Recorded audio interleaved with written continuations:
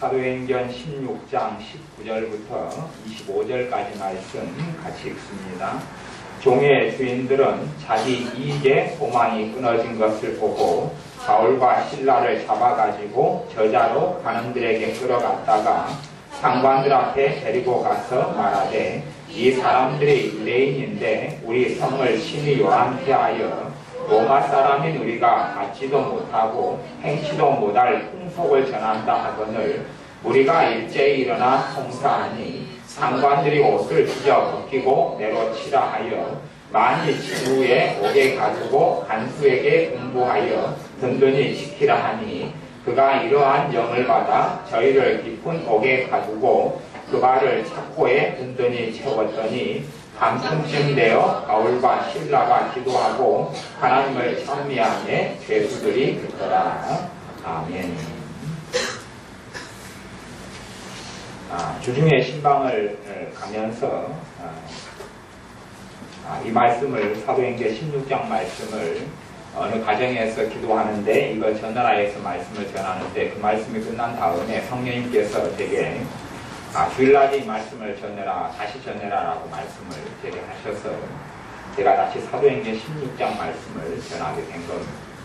그래서 오늘 오전 말씀은 어제 부재 주님께서 전하라 그러셨고 이 사도행전 16장은 아마 화요일 정도, 월요일인가 화요일날 주님께서 전하라고 주일날 전하라고 주신 말씀입니다. 오늘의 말씀은 제목은 대가를 치루어야 합니다라는 제목입니다. 대가를 치루어야 합니다.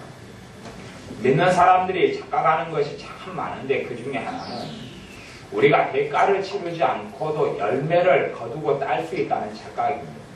다시 이야기하면 내가 그냥 예배당에 나왔는데 하나님 나를 축복해주고 내가 그냥 잠깐 앉아서 기도 한 자리 살짝 하는데 하나님 응답해주고 뭐 그런 일이 있을 줄로 알고 믿는 어리석은 사람들이 참 많다. 어리석은 사람이 너무 많다. 그런 일은 없습니다. 그런 일은 없어요. 누군가가 피가 흘러야지만이 다른 사람이 구원을 받게 돼요. 누군가가 눈물을 흘리고 누군가가 뼈골 꼽아내야지만이 다른 사람의 구원받고 주님을 알게 됩니다. 내 인생의 삶에 피를 흘리고 애통하고 통곡하고 애곡해야지 내 삶 속에 나타난 하나님의 축복이 나타납니다. 자동적으로 될 줄로 아는 어리석은 사람, 자동적으로 뭔가를 얻게 될 줄로 아는 어리석은 사람, 하나님 축복하지 않는 사람이 몇 종류의 사람이 있는데 그 중에 첫 번째 사람은 탓하고 원망하고 책임지지 않으려는 사람, 자기 인생의 모든 책임을 회피하고 무조건 부모 탓, 조상 탓, 누구 탓, 친구 탓, 부모 탓, 자식 탓만 걸리고 원망하는 어리석은 사람, 하나님 절대 축복 안 합니다. 두 번째 사람, 소극적으로 인생을 사는 사람, 도전하지 않고 소극적으로 가자 그만 가고 오라 그만 오고 그렇게 끌려다니는 사람, 하나님이 절대 기뻐하지 않습니다. 자식들이 소극적으로 교육받고 그렇게 자라가면 그런 인생은 별로 좋은 인생이 안 돼. 첫째, 하나님 앞에서 복받지 못한다. 하나님 앞에서 쓰임받지 못한다. 그렇게 됩니다. 세 번째는 이기적인 사람, 오직 자기밖에 모르는 사람, 이기적인 사람이 당연히 예수님 영접하여 구원받을 수 있습니다. 그러나 그 이기심, 자기 중심성, 자기 중심, 자기를 위하여 온 지구가 돌아가야 된다. 자기 중심성이 깨지지 않으면 그 사람은 조만간 주님을 부인하고 맙니다. 왜냐하면 자기가 주인이니까. 예수님을 잠깐 영접할 수는 있어요. 그러나 조금 지나면 자기가 인생의 주인인 자기 중심성을 깨뜨리지 못해요. 사실은 자기가 주인이라는 이야기는 깊이 진실로 들어간다. 마귀가 주인이다 그 말이에요. 죄가 주인이고 마귀가 주인이라는 뜻이지 진짜 자기가 주인이 아니에요. 내가 하나님을 영원롭게 하고 하나님을 경외하는 사람만이 진짜 나로 살 수 있어요. 진짜 나. 그때야 비로소 진짜 내가 주인으로 살 수 있어요. 그런 사람은 주님을 주인으로 섬기고 내 인생에서 하나님 내 길을 인도하시며 내 지혜를 주시며 나를 새롭게 하시는 주님을 만나게 됩니다. 그래서 그런 몇 종류의 사람들이 사실은 삶 속에서 답을 얻지를 못합니다. 주님을 잠깐 만나더라도 주님을 부인하고 배신하기가 쉽습니다. 지금 사도행전 16장에서 어떤 사건이 생겼냐 하면 바울과 실라라는 두 하나님의 사람이 나오는데 이 사람은 예수님을 위해서 모든 걸 다 버렸습니다.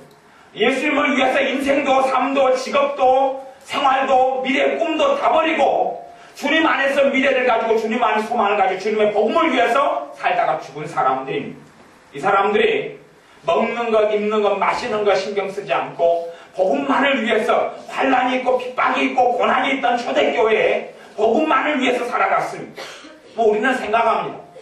이 사람들은 모든 것을 주님을 첫 자리로 여기고 주님을 위해 살았기 때문에 만사형통하고 떼돈을 벌고 성공하고 이렇게 됐을 것이다. 우리는 그렇게 믿기를 좋아하는 것 같습니다. 그러나 이 하나님의 사람들은 주님을 위해서 살고 복음을 전했는데 결과물은 뭐냐 하면 사람들이 잡아다가 채찍으로 때리고 피가 온몸에 흐르고 살점이 떨어져 나가고 발에 쇠사슬을 묶어가지고 지하 깊은 감옥 속에 집어넣어버리는 겁니다. 그것이 결과입니다. 사람들 생각해요. 조금 그냥 내가 예수를 믿어주면 하나님 축복해주고 도와주고 어떻게 될 줄로 알고 그런 일은 없습니다. 그런 일은 없습니다. 내가 예수를 믿으면 하나님은 내 자식들 그냥 돌봐주고 도와주고 축복해주고 도대체 그런 일이 어디 있단 말입니다. 그런 헛된 기대를 가지고 살아가니까 결국 하나님 왜 그래요? 그런 일이나 벌어지는 거예요. 이렇게 정신 나가게 믿는 사람들이 현실에 너무 많습니다. 그리고 자기 기대가 충족이 안 되니까 빠이빠이, 주님 빠이빠이, 예수님 빠이빠이, 지옥에 떨어져요. 지옥에. 이런 사람들이 어리석은 사람들이 이 땅에 가득했다는 게 문제예요. 교회 속에서. 문제는 그렇게 부추기는 악한 사람들도 굉장히 많습니다. 주님께서 너희가 한 알의 밀알이 땅에 떨어져 죽지 아니하면 한 알 그대로 있고 죽으면 많은 열매를 맺는다. 주님께서 여러분과 저의 죄를 위해 십자가에 죽으신 주님께서 하신 이야기. 누구에 대해서요? 우리에 대해서. 내가 하나에 썩어지는 밀알에서 내가 죽지 않으면 열매를 거둘 수 없다고 이야기하는 겁니다. 누군가 죽어야지 살아나는 것입니다. 초대교회가 예루살렘의 복음이 전해져 있다가 사마리아와 유대와 땅끝까지는 복음이 안 전해졌습니다. 그 복음이 전해지려니까 주님은 사랑하시는 자신의 사람 스데반 집사를 돌로 죽여버립니다. 왜요? 그 순교자의 피가 흘러야 되거든. 그 피가 흘러야 되거든. 피가 흐르지 않으면 복음은 전해지지 않습니다. 누군가가 죽지 않으면 안 됩니다. 요한계시록에 주님께서 그렇게 이야기합니다. 우리의 원한을 풀어주소서. 그러니까 주님께서 하시는 이야기가 아니다. 순교자의 피가 채워질 때까지 기다리라. 나를 위하여 죽는 사람들의 피가 찰 때까지 기다리라. 그 다음에야 이 땅을 심판하겠다. 그럼 사람들은 대가가 없이 거들려 합니다만은 하나님은 대가를 요구합니다. 대가를 요구합니다. 내 구원의 대가는 주님이 십자가에 치르셨지만 이 땅에서는 내가 십자가를 지고 걸어가는 그 대가가 있어야지만이 내 자식이 구원되고 내 가족이 구원되고 또한 내 자녀들이 하나님의 사람이 됩니다. 눈물을 흘리고 애곡하고 통곡하고 간구하고 피눈물을 흘려야 합니다. 누구 앞에서요? 하나님 앞에서. 사실은 저나 여러분이나 쉽게 예수를 믿고 교회에 나온 것 같지만 깊이 들어가면 저나 여러분이 믿게 된 배경에는 누군가가 통곡하고 누군가가 애곡하고 누군가가 눈물을 흘렸기 때문에 그렇습니다. 사실은 그게 숨어 있습니다. 숨어 있어요. 나는 내가 잘났어 예수를 믿게 된 은혜를 받은 것 같아도 누군가가 통곡하고 누군가가 애곡하고 누군가가 울었기 때문에 그렇습니다. 하나님 앞에서요. 그렇기 때문에 사실은 내가 예수를 믿고 만나고 마음 열고 영접하고 하나님의 자녀가 되어 구원을 받는 것입니다. 하나님의 은혜도 그렇습니다. 애곡하고 통곡하고 눈물을 흘리고 대가를 치르지 않으면 안 됩니다. 지금 여기서는 빌립보 감옥에 하나님의 사람 바울과 실라가 착고의 네이고 감옥 속에 잡혀갔고 온몸에 피가 흘리고 그렇게 되었습니다. 이들은 불평하지 않습니다. 이게 당연한 하나님의 역사인 줄 압니다. 우리는 나를 위해 살아가더라도 나의 기쁨, 나의 행복, 나의 성공을 위해 살아가다가 어려움을 닥치면 하나님을 원망하는데 이 사람들은 주님을 위해 살다가 고난받고 핍박받고 죽어가도 주님을 원망하지 않습니다. 이게 진짜 믿음이죠. 진짜 믿음.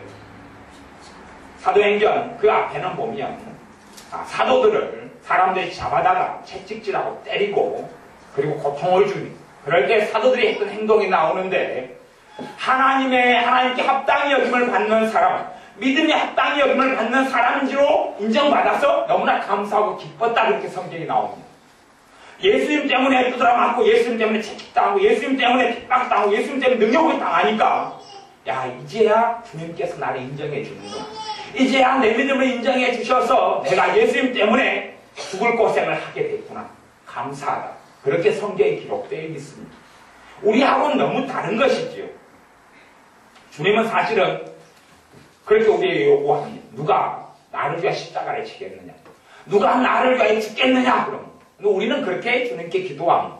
주님, 뭔가를 내게 더 주려 합니까?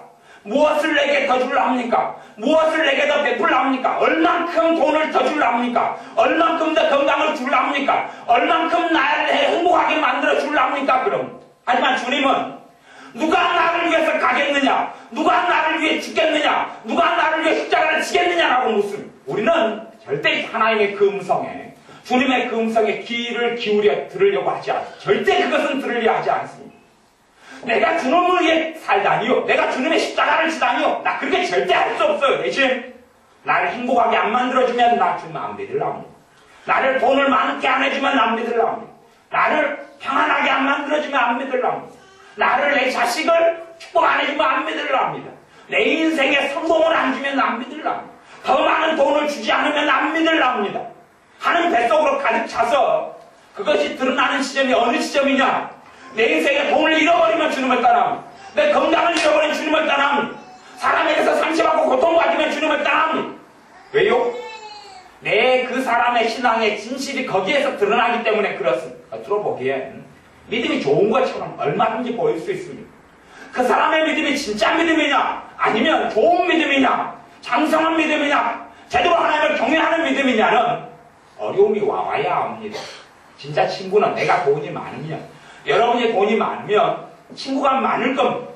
만나면 소위 말하면 술 사주고 밥 사주고 선물해주고 명절 때마다 베풀어주고 그렇게 하면 친구가 많을 거지요. 그때는 진짜 친구가 누군지를 알 수가 없습니다. 다 친한 친구 같죠. 그러나 목처럼 고난을 당해보고 비통함을 당해보고 자식들이 다 죽어버리고 재산을 다 잃어버린 다음에야, 그 다음에야 진짜 자기를 사랑한 사람이 그때에 드러나. 마누라도 정말로 자기를 사랑하는 것처럼 여기는 안 해도 욥을 원망하고 저주합니다. 또한 욥의 끔찍이 사랑했던 욥의 세 친구도 오래 버티지 못하고 욥을 책망하고 원망하고 저주합니다. 다 드러나버려요. 다 드러나버려요. 우리가 하나님을 사랑하느냐 하나님을 경외하느냐도 드러납니다. 어려움이 주어져 보면, 주님 때문에 능욕을 당해보면 진짜 믿음과 가짜 믿음이 그때에야 판별을 나는 것입니다. 우리는 가짜 믿음을 가지고 능력이 있는 줄 알고 가짜 믿음을 가지고 믿음이 있노라 하지만 결코 그렇지 않습니다. 왜 빌립보에서 이 하나님의 사람들이 채찍에 맞고 피를 흘리고 감옥 속에 착고에 차여서 들어가야 하느냐? 이들이 이렇게 되므로 간수와 그의 가족들이 구원을 받기 때문에 그렇습니다. 이 하나님의 사람 바울과 실라가 고통받고 아파서 끙끙대다가 성경에 그렇게 나옵니다. 23절에 보면 얼마나 맞았냐 하면 많이 치부에 오게 가지고 많이 맞았다. 많이 맞았다. 그리고 24절, 25절에 보면 밤중쯤 되어 바울과 실라가 기도하고 하나님을 찬미하며 죄수들이 듣더라. 밤중쯤 되어서 두드러 맞고 고통받고 많이 맞은 다음에 들어가서 아마 시간에 얼마 정도 딜레이 타임 갭이 있었던 것 같아요. 몇 시간인지는 몰라도. 그리고 그 시간이 지나서 한 밤중이 되어서 이들은 기도하기 시작합니다. 하나님을 찾고 기도하기 시작합니다. 아마 우리 같으면 그럴 거예요. 주님을 위해 살다가 능욕당하고 채찍질 맞으면 내가 왜 이러야 합니까? 내가 주님을 위해 살았는데 내가 왜 힘들어야 합니까? 제가 종종 주의 종이라고 일컫는 사람을 만나게 되면 이런 질문을 던집니다. 주의 종이라고 생각하는 사람은 자기 딴에는 주님을 위하여 선교사로, 주님을 위하여 목사로, 주님을 위하여 모든 걸 버리고 살겠습니다. 그렇게 하고 살아가지만 그들의 삶이 형통하지는 않습니다. 하나님의 사람 성경에 누가 그들이 생각하는 성공을 얻었단 말입니다. 형통하지 않습니다. 소위 말하면. 주의 종으로, 선교사로 살아가도 거지처럼 삽니다. 그래서 그 사람들이 그렇게 하는 이야기를 들어보았습니다. 내가 주님을 위하여 모든 걸 다 버리고 했는데 왜 나는 거지처럼 집도 없이 방도 없이 사골세 집도 없이 이렇게 살아야 하냐고 한탄하는 주의 종들을 종종 보았습니다. 왜요? 그들의 기대치가 다르기 때문에 달라요. 달라요. 이 하나님의 사람들은 그런 일을 겪고 기도합니다. 원망하는 기도가 아닙니다. 기도합니다. 무슨 기도를 했는지는 모르겠습니다만은 하나님이 받으신지가 기뻐하실 만한, 다시 이야기하면 원망이나 한탄이나 분노나 상처가 아니라 하나님 앞에서 믿음의 기도를 했고 또한 감사하는 기도를 했겠지요. 그리고 이들은 하나님을 찬양합니다. 찬미했다 그럽니다. 하나님을 찬미합니다. 우리의 기도가 능력이 있으려면, 우리의 기도가 또한 우리의 찬양의 능력이 있으려면 우리에게 진실한 마음 내서 하나님 앞에서 바른 마음과 바른 태도로 드리는 찬양과 기도가 능력이 있지. 잘못된 생각, 잘못된 마음, 잘못된 동기로 드리는 기도는, 그런 예배나 그런 찬양은 아무런 가치가 없다는 것을 알아야 합니다. 지금 이들이 밤중에 기도하고 찬양하니까 옥문이 열리고 감옥문이 열리고 기적이 나타납니다. 우리는 기적은 원하지만 이들이 했던 믿음의 삶은 원치 않습니다. 이들이 했던 믿음의 여정은 걸어가지 않으면서 결과는 똑같아지기를 원합니다. 요셉이 이 애굽의 이집트의 국무총리가 됩니다. 왕 다음으로 가장 높은 자리에 앉습니다. 그것을 설교하고 가르치고 듣습니다. 성경을 읽습니다. 오, 요셉은 꿈을 가진 사람, 꿈의 사람. 요셉은 하나님께 놀랍게 축복받아서 이집트라는 당시의 대제국의 국무총리가 됐구나. 그것도 왕보다 더 놀라운 권세를 가진 그런 총리가 됐지. 하나님을 섬기고 하나님을 경외하면 그렇게 된다. 요셉이 겪었던 환난은 이야기하지 않습니다. 요셉이 14 살에 노예가 돼가지고 10몇 년을 노예살이 했고 몇 년을 감옥살이 했던 것은 이야기하지 않습니다. 그 과정을 거쳐서 요셉이 나온 줄은 절대 이야기하지 않습니다. 형통, 축복, 중간에 과정 없는 결과만을 이야기합니다. 하나님께서 요셉을 노예로 팔아버립니다. 누가요? 하나님이 요셉을 노예로 이집트로 애국으로 팔아버리셨습니다. 하나님이 요셉을요. 그건 요셉이 직접 고백한 일입니다. 왜냐하면 아버지의 가족들, 내 형제간들의 목숨을 살리기 위해서 나를 이집트의 노예로 파셨다라고 고백합니다. 75명 되는 가족, 때론 70명이 넘는 그 가족을 살리기 위해서는 요셉이 애굽의 노예로 갔어야 하기 때문에 그렇습니다. 요셉이 대가를 치르지 않았으면 요셉의 형제들, 요셉의 부모는 다 굶어 죽습니다. 요셉의 조카들은 다 굶어 죽습니다. 성경에 대가 치름 없이 일어나는 결과가 없다는 것을 아셔야 합니다. 믿는 사람이 대가를 안 치르려 하면 열매도 거두는 것이 없습니다. 바울과 실라가 왜 감옥 속에 피를 흘리고 대가를 치르느냐? 그래야지만이 간수의 가족이 구원받기 때문에 그렇습니다. 여러분이 성경을 보실 때 그런 눈으로 살펴보십시오. 왜 하나님의 사람의 스탁이 죽어나가야 되느냐 하는 것을 살펴보십시오. 그 다음에 하나님의 역사 때문에 그렇습니다. 구약이든 신약이든 다 그렇습니다. 누군가가 대가를 치릅니다. 누군가가 피를 흘립니다. 누군가가 고통을 받습니다.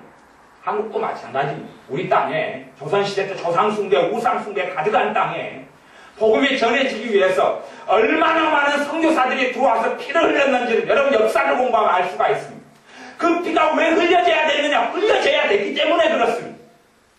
구약의 선지자들이 왜 목이 톱으로 썰어서 죽임을 당하고 돌에 맞아 죽임을 당하고 비참하게 목매에서 죽임을 당하고 또한 굶어서 죽임을 당하느냐? 그렇게 돼야 했기 때문에 그렇습니다.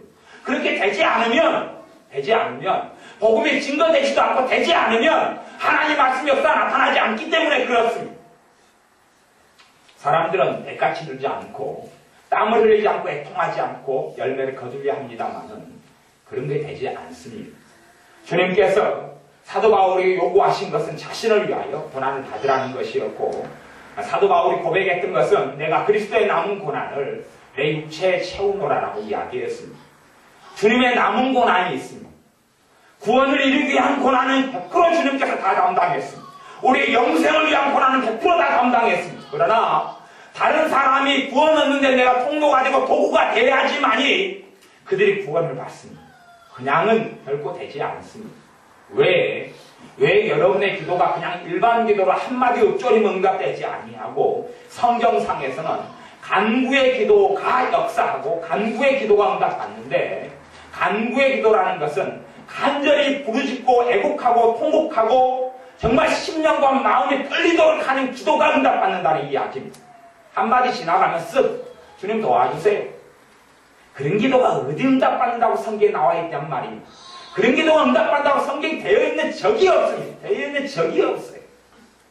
사람들이 자기 마음대로 생각하기를 너무 좋아하는가? 다시 이야기하면 하나님을 조롱하기를 너무 좋아한다. 하나님을 우습게 하기를 너무 좋아한다. 신자들이. 하나님을 절대 조롱하지 마십시오. 하나님을 시험하지 마십시오. 하나님 테스트하지 말고 하나님을 데리고 놀려고 생각하지 마십시오. 하나님의 심판만 임할 뿐입니다. 하나님을 결코 조롱하지 마십시오. 기도 한마디 해놓고 하나님이 들어주는 거 한번 지켜보자. 하나님이 저주가 임할 겁니다. 그런 자가 어디 하나님의 사람입니까? 웃기는 소리 하지 마십시오. 진실한 마음으로 간절한 마음으로 기도하십시오. 그리고 믿음의 기도를 해야지. 믿음의 기도가 아니면 절대 응답할 수 없다. 하나님이 로고스의 말씀, 성경에 약속하셨어요. 내가 믿음의 기도가 아닌데 응답받을 수 있다. 그런 거짓말이 어디 있습니까? 하나님이 안 되겠다는 이야기죠. 하나님 말씀 일절이라도 변함없이 다 이루시는 분이 전능하신 하나님이시고 믿음의 기도만 응답하겠다. 너희의 간구에 내가 귀를 기울이겠다 말씀하셨어요. 간구에. 여러분이 간구를 배우셔야 합니다. 정말로 가슴을 치는 기도를 배우셔야 합니다. 정말로 여러분의 영혼이 울부짖는 기도를 배우셔야 합니다. 그 기도가 하나님을 움직이고 그 기도가 역사하는 힘이 있고 그 기도가 열매를 맺기 때문에 그래요. 그게 대가입니다. 대가. 여러분에게 없는 돈을 하나님이 내놓으라고 하지 않습니다. 여러분의 힘으로 가능하지 않은 것을 내놓으라고 하지 않습니다. 하지만 여러분의 삶 속에 충분히 대가로 치를 것들이 많이 남아있다는 것을 아셔야 합니다. 여러분이 충분히 치를 대가들이 많이 남아있습니다. 여러분이 대가를 치루어야지만이 하나님의 기적의 역사를 보게 될 것입니다. 여러분이 대가를 치루어야지만이 여러분이 이봉 여사님의 치유 사역을 받습니다. 특별히 축사, 마귀를 쫓아내고 치유를 받습니다. 도움을 받습니다. 그러면 이봉 여사님이 그 축사하는 능력을 대가 없이 받았느냐? 아니요. 대가 없이 받았느냐? 아니요. 그 귀신을 쫓아내는 능력을 받기 위해서 얼마나 많은 눈물을 흘렸는지 여러분이 상상을 할 수 있는지 생각해보세요. 여러분 상상을 하지 못한 대가를 치루었습니다. 그리고 그 혜택을 받는 것이 여러분은 잠깐 작은 믿음으로 기도 한번 받고 도움 받고 또한 많은 사람들이 예수님의 이름으로 손언제 기도해서 암이 치유되고 중병이 치유되고 그다음에 두통이 치유되고 허리가 낫고 몸이 낫고 그러는데 여러분은 편하게 받는 것 같지만 이봉 여사 입장에서 하나님의 대가를 많이 치른 것이 대가를 많이 치루었어요. 아셔야 합니다. 누군가가 대가를 치러야 누군가가 여러분의 가족 형제, 여러분의 가족, 부모, 자식을 구원하기 위해서는 그냥 구원할 수 있다고 생각하지 마십시오.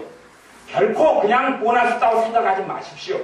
여러분이 하나님이 요구하시는 부분, 성령님께서 요구하시는 부분에 있어서 반드시 대가를 치러야 최소한의 대가는 정말 믿음을 여러분이 보이셔야 합니다. 대가를 치른다는 것이 자식이 원하는 대로 원하는 대로 다 해주는 그리 되면 그 대가가 아니라 저주가 자식의 삶에 임하게 되는 것이 그것은 그런 걸 이야기하는 게 아닌 줄을 여러분이 듣는 기가 있으셔서 알아들으시기를 바랍니다. 대가를 치르셔야 대가를 치르셔야 돼요. 가장 대가를 치르기 중요하고 좋고 성령님께서 요구하는 분야는 기도 부분이에요. 기도 부분이에요. 그 부분에서 여러분이 대가를 치르셔야 돼요. 두 번째는 여러분에게 요구하신 헌신의 부분. 내가 어디서 욕을 얻어먹더라도 헌신하는 부분. 사랑은 헌신이 필요합니다. 사랑은 헌신이 필요해요. 진짜 사랑은 헌신이 필요합니다. 멸시도 당할 수밖에 없어요. 그런데 누구 앞에서 하는 헌신요? 사람 빼고 하나님 보시도록 하는 것. 그리고 그것에 옳다 인정하심을 여러분이 받으면 그 다음에 열매를 거두게 될 것입니다. 자동적으로 얻을 거라 생각하지 마십시오. 그렇게 주님께서 사도 바울을 통해 말씀하셨습니다. 너희가 무엇으로 심든지 그대로 거두리라. 심어야 거두는 것이 심지 않고 거둘 수 없습니다. 주님께서도 이 한 달 안에 맡은 악한 자에게 내가 심지도 않고 거두는 못된 사람으로 너희가 알았느냐? 그게 아니다 라고 말씀하신 우리에게도 심으라고 구하십니다. 어리석은 악한 사람들은 어떤 주의 종들은 심는 거 돈으로 따지는데 그같이 어리석은 건 없습니다. 왜? 어째 육의 것으로 영의 것을 거둔단 말입니까? 돈으로 심는 걸 이야기하는 게 아닙니다. 믿음으로 심고 기도로 심고 헌신으로 심으십시오. 여러분에게 성령님께서 어떤 부분에서 대가를 치기 원하시는지 그 부분을 찾아내십시오. 여러분이 눈물을 흘리지 않고 피를 흘리지 않으면 열매를 거둘 수 없다는 것을 반드시 아셔야 됩니다. 여러분의 신앙생활을 느슨하게 하고 기도를 느슨하게 해서 열매를 거둘 수 있을 거라고 착각하지 마십시오. 여러분이 병이 치유된다면 주님께서 100% 치유하는 것이지만 사람이 통로가 되는 그 사람은 치유의 통로가 되는 그 주님의 이르고는 주님 앞에서 대가를 치루었기 때문에 나나 여러분은 편하게 열매를 누리는 것입니다. 성령의 역사가 나타나더라도 통로가 있어야 합니다. 그게 하나님의 방법입니다. 하나님은 사람을 통하여서 아니면 일을 안 하십니다. 모세를 통하여 이집트의 이스라엘의 이 200만 민족을 이집트에서 이 노예살이에서 자유민이 되게 해주셨는데 그러려면 모세라는 사람이 대가를 치른 것이 얼마나 많았는지를 기억하십시오. 모세가 대가를 40년간 광야에서 치루었습니다. 모든 구원을 위한 대가는 100% 주님이 하시지만 인간 통로가 되는 사람이 피땀을 흘리고 대가를 치루해야지만이 하나님은 그 사람을 통해 일할 수 있습니다. 준비되지 않은 사람, 믿음에 성장하지 않은 사람, 믿음이 아닌 사람을 통해서 일을 안 하십니다. 그렇게 안 하십니다. 준비된 사람, 주님께 헌신한 사람, 부르짖는 사람, 믿는 사람, 여러분의 믿음이 제대로 성장하려면 믿음이 대가 치르지 않는 믿음은 지푸라기 같은 가치밖에 없습니다. 평안의 때에 믿음이 좋다. 아니요, 다 그 거짓말이에요. 진짜 믿음은 연단받고 연단받아 진짜 믿음이 되는 것입니다. 연단받고 연단받아서 지금에는 낫이 주물공장에서 많이 나오고 대량으로 많이 만들어냅니다. 그러나 그런 날 몇 번 산에서 써보면 그냥 날이 묻어지고 망가집니다. 그런데 아직도 대장간이 있어서 대장간에서 망치를 통해서 만들어진 낫은 튼튼하고 오래갑니다. 반영구적으로 쓸 수가 있지요. 왜요? 그 낫은 대장간에서 망치를 당하면서 연단되고 대가를 치루었기 때문에 그렇습니다. 진짜 믿음은 시험과 고통과 어려움과 환난 속에서 진짜 믿음이 나오는 것입니다. 그 믿음이 역사하는 힘이 있습니다. 대가를 치르지 않는 믿음, 연단되지 않는 믿음, 시험을 통과하지 않은 믿음, 그건 믿음의 가치가 없습니다. 아무 힘도 아무런 능력도 없습니다. 막상 어려움이 오고 환난이 오면 믿음의 사람들은 믿음으로 승리하는데 그 믿음이 없어요. 지푸라기 같이 한 푼의 가치도 없는 믿음들, 바람이 불면 지푸라기처럼 날아가 버리는, 불 한 번 라이터로 불 붙이면 순식간에 타버리고 마는 낙엽 같은 그런 믿음들, 가치가 없습니다. 그 믿음으로 하나님의 역사를 보려고 생각하지 마십시오. 겨우 이 땅에 살면서 구원 얻는 믿음이라도 지키고 살아가면 그게 감사한 걸 거예요. 믿음이 연약한 사람은 차라리 믿음이 강해지기를 원치 않으면 빨리 짓기를 원해야 됩니다. 그래야지 믿음이라도 안 잃고 구원받을 것 아닙니까? 하지만 그렇게 소극적인 인생은 답이 없습니다.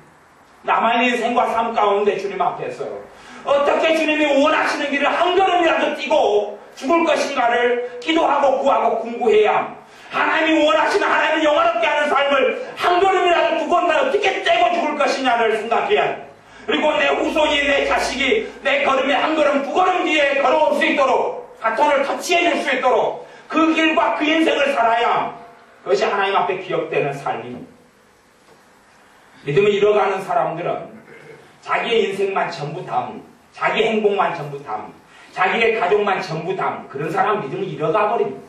그런 사람은 3년 뒤, 5년 뒤에 아무것도 없습니다. 지옥으로. 왜요? 이미 주님은 주인이 아니기 때문에, 주님을 그때가 되면 곧 부인해버리기 때문에 아무 가치가 없는 것이, 1푼의 가치도 없는 믿음이기 때문에.